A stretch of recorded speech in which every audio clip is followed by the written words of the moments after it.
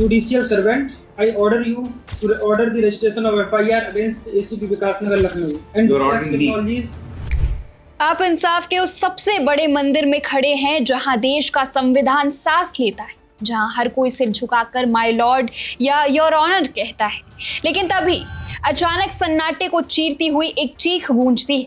एक शख्स जजों को ही हुक्म सुनाने लगता है। हाथ में मौजूद कानूनी कागजात जजों की बेंच की तरफ हवा में उछाल देता है और देश के सबसे बड़े जज यानी चीफ जस्टिस के लिए खुलेआम अपशब्दों का इस्तेमाल करने लगता है। सुनने में किसी बॉलीवुड फिल्म का ड्रामा लग सकता है, लेकिन ये कोई फिल्म नहीं है, ये हकीकत है। और ये हकीकत हमारे देश की सबसे बड़ी अदालत यानी सुप्रीम कोर्ट के भीतर हुई। नमस्कार, मैं हूं संध्या और आज हम आपको बताने जा रहे हैं कि कैसे देश की सर्वोच्च अदालत की मर्यादा को तार तार करने की कोशिश की गई। तारीख शुक्रवार 10 जुलाई 2026। सुप्रीम कोर्ट में जस्टिस के.वी. विश्वनाथन और जस्टिस आलोक आराधे की 2 जजों की बेंच रोज की तरह मामलों की सुनवाई कर रही थी। कोर्ट रूम में वकीलों की भीड़ थी। तभी एक मामला सामने आता है प्रबल प्रताप नाम के एक याचिकाकर्ता का।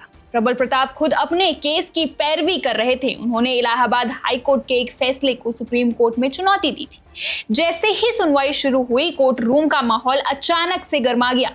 प्रबल प्रताप ने जजों को सम्मान देने के बजाय बेहद आक्रामक तरीके से बात करना शुरू किया। उन्होंने जजों की तरफ देखा और कहा, मिस्टर जुडिशियल सर्वेंट, मैं आपको आदेश देता हूं कि आप लखनऊ के विकास नगर के एसीपी के खिलाफ एफआईआर दर्ज करने का ऑर्डर दें। एक याचिकाकर्ता देश की सबसे बड़ी अदालत के जजों को ऑर्डर दे रहा था। ये सुनकर कोर्ट रूम में मौजूद हर शख्स दंग रहे। जस्टिस विश्वनाथ ने हैरान होते हुए पूछा, आप हमें ऑर्डर दे रहे हैं?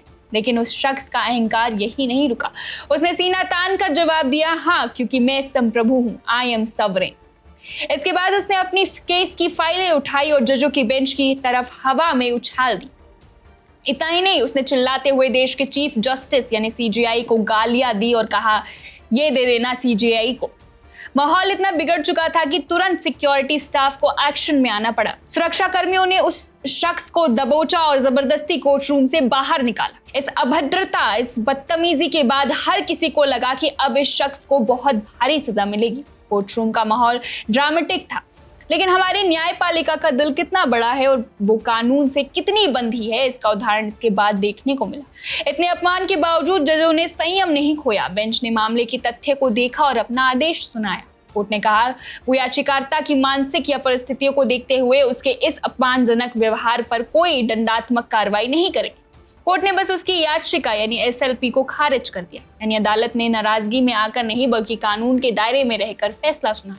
ये कोई पहली घटना नहीं है। सुप्रीम कोर्ट के इतिहास में 3 ऐसे मौके आए हैं जब अदालत की गरिमा पर सीधी चोट की गई है। चलिए आपको उनमें से एक केस के बारे में बताते हैं। अभी कुछ ही महीने पहले 6 अक्टूबर 2025 को तत्कालीन चीफ जस्टिस BR गवई की कोर्ट में भी ऐसा ही बवाल हुआ था। एक वकील राकेश किशोर ने सुनवाई के दौरान सनातन का अपमान नहीं सहेंगे के नारे लगाते हुए तत्कालीन सीजेआई की तरफ जूता उछालने की कोशिश की थी। हालांकि जस्टिस गवई ने इसे बाद में भूली बिसरी बात कह दिया था, लेकिन देश के अटॉर्नी जनरल R वेंकटमणि और सॉलिसिटर जनरल तुषार मेहता ने इसे कोर्ट की संस्थागत अखंडता पर हमला माना और उस वकील के खिलाफ क्रिमिनल कंटेम्प्ट की कार्रवाई शुरू। चाहे घटना हो 2025 की या फिर आज 2026 की, ये मामले सिर्फ किसी एक व्यक्ति की बदतमीजी के नहीं है। ये इस बात का सबूत है कि जब जब लोग कानून को अपने हाथ में लेने की कोशिश करते हैं, तब तब लोकतंत्र का ये सबसे मजबूत स्तंभ खतरे में पड़ता है। असहमति लोकतंत्र का हिस्सा है। आपको फैसला पसंद ना आए तो आप ऊपरी अदालत में जा सकते हैं, पुनर्विचार याचिका डाल सकते हैं, लेकिन जज को न्यायिक सेवक कहकर हुक्म चलाना और गालियां देना ये स्वीकार्य है। आज सवाल देश की सबसे बड़ी अदालत की सुरक्षा और उसके सम्मान का है। अगर देश के सबसे सुरक्षित और सम्मानित कमरे में जजों पर कागज उछाले जा सकते हैं, तो सोचिए आम इंसान की बिसात क्या है। क्या कोर्ट को ऐसे लोगों को माफ कर देना चाहिए या फिर कानून की वो हंटर चलनी चाहिए जिससे दोबारा कोई लोकतंत्र के इस मंदिर में आंख उठाने की जुर्रत ना कर सके? आपके इस पर क्या राय है, कमेंट में हमें जरूर बताएं। फिलहाल बस इतना ही। देश और दुनिया की तमाम बड़ी खबरों के लिए देखते रहिए one India Hindi. Subscribe to One India and never miss an update. Download the One India app now.